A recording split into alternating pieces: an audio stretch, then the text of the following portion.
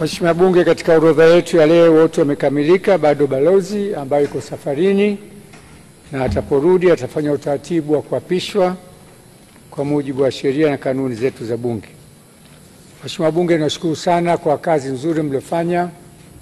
Tumemaliza vizuri wote. Sasa nyinyi mna hadhi ya kibunge kwa mujibu wa sheria.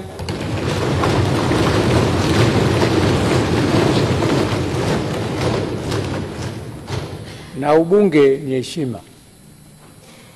Jiheshimu mitaani, jiheshimu humu ndani, jiheshimu kwa wananchi wenu waliowaleta hapa.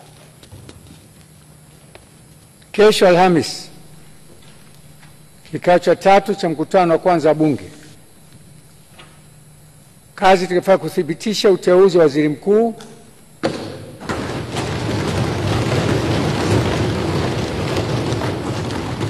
uchaguzi na kiapo cha naibu spika. Wabunge wote wanaomba wawe kuanzia saa 3 kasoro dakika 10, kila mtu yuko kwenye kiti chake. Naomba sana tuzingatie muda na idadi ya kukamilisha zoezi la kesho. Siku ya Ijumaa mtapewa utaratibu wa Ijumaa utakapokuwa kesho hiyo baada ya kumthibitisha waziri mkuu.